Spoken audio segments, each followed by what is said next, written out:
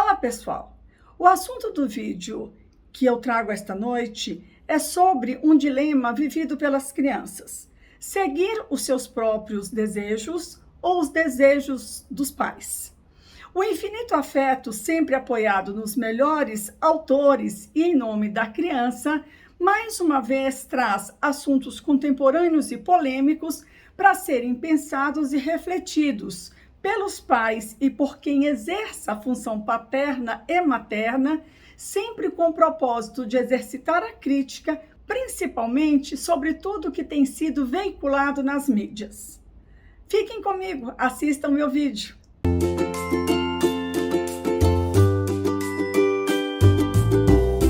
Bom, para que possamos entender melhor as razões pelas quais muitos pais, ainda nos dias de hoje, ignoram os desejos das crianças, dos adolescentes e até mesmo de adultos jovens, levando-os a realizar os desejos deles, pais, e não o desejo dos filhos, temos que nos apoiar na teoria e na função materna e paterna, a qual daremos ênfase hoje. Durante a gestação, a mulher experimenta sentimentos ambivalentes, como a mudança subjetiva da posição da condição de filha para a condição de mãe. Ela faz, então, uma espécie de luto do infantil para dar acesso ao lugar materno. Ser mãe não é algo espontâneo e inato. A maternidade deverá ser construída a partir do desejo e dos saberes inconscientes da mãe, para que assim tenha seu lugar. Portanto, é com um misto de medo e insegurança que os pais criam muitas expectativas com relação ao bebê, que passa a ser imaginariamente construído. É esse bebê imaginado que possibilitará a mãe entrar em contato com seu filho muito antes dele nascer. O sujeito não nasce pronto, ele se constitui. Freud afirma que o sujeito é fundado na linguagem, por já existir na história e no desejo de seus pais. O sujeito depende do outro para a sua constituição, e ao ser inserido no discurso dos pais, já está na linguagem que vai transmitir as histórias familiares, as quais vão fundar o sujeito. A função materna é, portanto, essencial para que o bebê se organize e se constitua psiquicamente. Nós já falamos sobre esse assunto inúmeras vezes, mas dada a importância dele, é que voltamos a insistir. Sabe-se que quando essa função não é adequadamente exercida, a criança pode desenvolver patologias como o autismo e a melancolia. E a sociedade contemporânea tem possibilitado o surgimento dessas patologias, além dos transtornos depressivos. O bebê imaginado poderá ser imaginado diferentemente na cabeça do pai e na cabeça da mãe. É, portanto, a maneira como a mãe se vê no papel maternal que vai influenciar a forma como ela vai imaginar o seu bebê. A relação inicial do bebê com a mãe é considerada a fase mais importante na estruturação da personalidade e do sujeito. Por vezes, os pais sonham ou imaginam os seus filhos como um objeto que irá realizar todas as potencialidades adormecidas nos pais. Um filho que não falhará nas fraquezas deles e que irá realizar todos os projetos que eles não realizaram. Aos olhos dos pais, o bebê imaginado é um bebê onipotente, que será capaz de satisfazer todos os desejos maternos e carregará o mundo com as mãos. Segundo Ferrari, Piccinini e Lopes, um bebê que será como ela, mãe, é, e também como ela nunca foi. Para Lacan, isso não quer dizer que o bebê irá realizar todos os ideais dos pais, mas essas são referências que identificarão e sustentarão sua constituição psíquica e impulsionarão seu desenvolvimento. O lugar destinado pelos pais ao futuro do seu bebê está intimamente ligado com a maternagem e paternagem, podendo ser observado a partir da escolha do nome da criança, das fantasias dos pais e pelo discurso produzido por eles em torno do bebê. Entretanto, quando o bebê da realidade entra em cena, ou seja, quando ele nasce, segundo Brazelton e Kramer, a mulher então terá que abandonar a sua relação e as suas fantasias de perfeição para adaptar-se às características específicas do novo bebê real.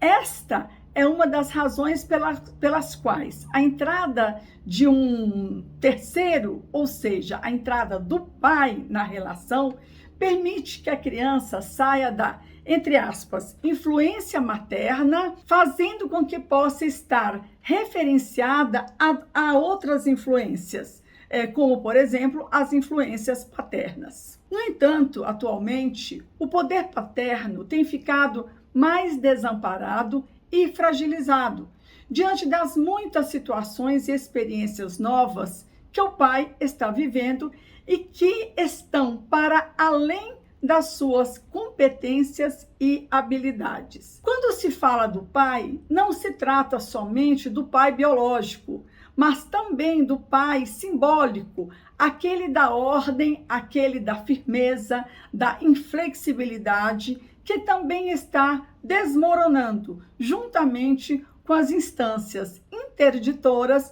ou seja, aquelas instâncias que visam impedir a satisfação imediata, as quais acompanham o declínio da sociedade tradicional. É o pai que ajuda a mãe a sair dessa simbiose com o bebê, chamando-a para si como mulher.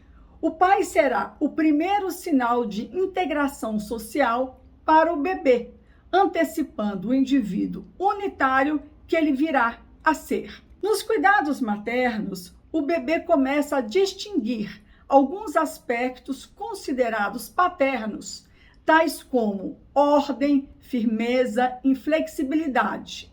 O não que o bebê ouve inicialmente da mãe, como objetivo de protegê-lo, é um dos primeiros sinais da função paterna na vida da criança. Será a presença ou ausência do pai que refletirá na mãe sentimentos de proteção ou desproteção, que, por sua vez, refletirá na qualidade da relação dela com o filho. Entretanto, na etapa bem inicial do relacionamento mãe-filho, a função do pai é também a de tolerar a exclusão temporária dessa relação e esperar pelo momento de participar mais ativamente e não usurpar o lugar da mãe. A saída desse estado de simbiose da criança com a mãe deve ser facilitada por ela, propiciando ao redor dos 6 meses a entrada em cena de um pai respeitado e valorizado. A passagem para uma triangulação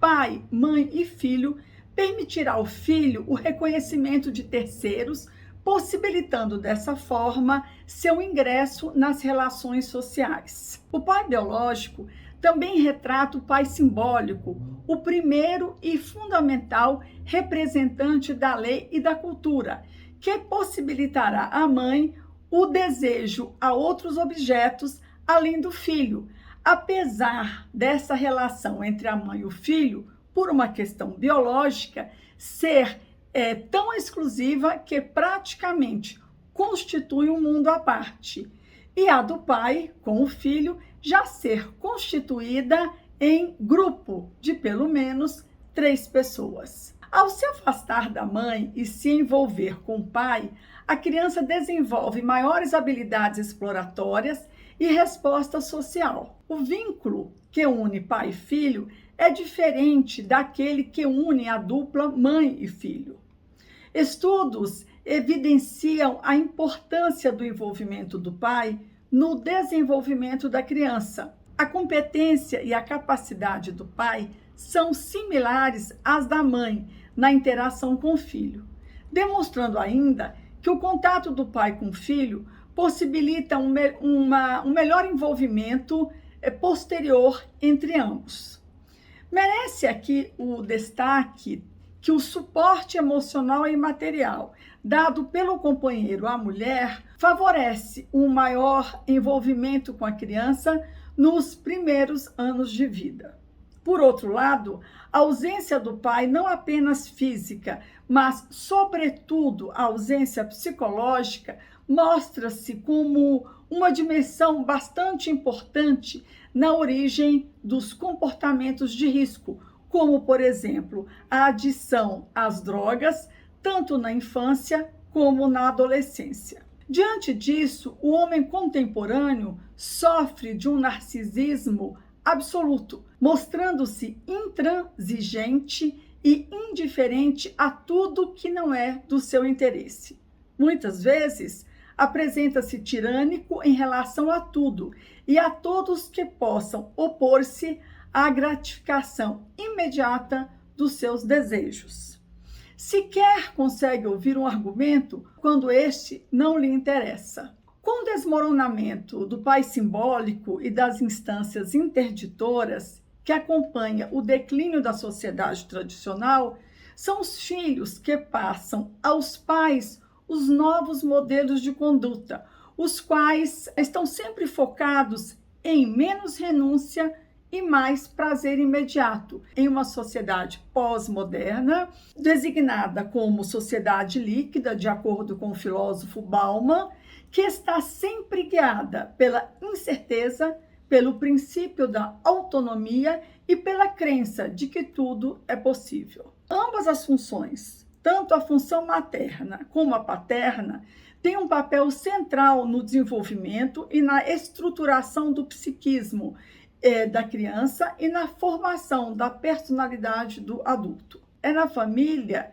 mediadora entre indivíduo e sociedade, que a criança aprende a perceber o mundo e a situar-se nele. No convívio com a família, a criança internaliza padrões de comportamentos, normas e valores da sua realidade social.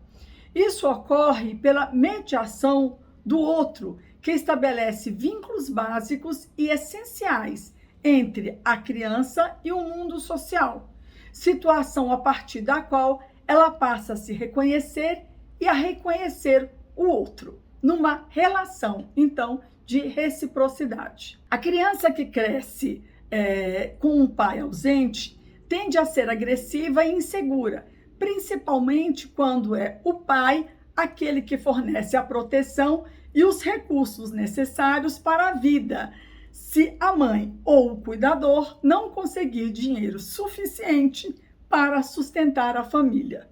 O filho pode desenvolver problemas com relação à insegurança financeira e a filha tenderá a ficar fascinada por pessoas ricas. Os sentimentos de insegurança podem se estender a outras áreas da vida da criança e, como resultado disso, ela pode vir a desenvolver transtornos de ansiedade. Uma vez que no desempenho da função materna e da função paterna entram em jogo características pessoais, tanto do pai como da mãe, bem como determinadas condições emocionais de cada um no que se refere às suas vivências da infância e a capacidade de elaboração das experiências de frustração e de separação, o exercício da função materna, tanto quanto da função paterna, requer uma série de atributos, aptidões e tarefas que vão se modificando de acordo com o desenvolvimento da criança. Por esta questão, pais ausentes tendem a compensar a falta que fez a criança durante sua constituição psíquica, com a preocupação em comprar bens de valor, como os já citados, ou fazer imposições sobre o que ele julga ser melhor para ela, uma vez que pouco sabe do sujeito de desejo que está à sua frente. Também o fato de desejar que o filho seja o que ele não foi, o incômodo diante de uma criança que não se submete a ele, e o fato de ver no filho características dele, pai, as quais ele sequer aprova e consegue reconhecer como suas, ou ainda pelo fato de reconhecer no outro o que tanto se deseja ou se critica nele mesmo, além do medo que o filho idealizado venha a fracassar e ele não dê conta de simbolicamente sustentá-lo nesse fracasso, faz com que o pai se imponha com sua autoridade, submetendo a criança ao seu desejo, sem saber que, e aqui eu vou citar Lulu Santos, nada do que foi será de novo do jeito que já foi um dia. Tudo passa, tudo sempre passará. A vida vem ondas, como o mar, num indo e vindo infinito. Muito bem, esse é o recado que eu tinha para hoje. Vou ficando por aqui. Não deixem de compartilhar o vídeo, assinar o meu canal e dar o joinha. É muito bom falar para quem quer escutar.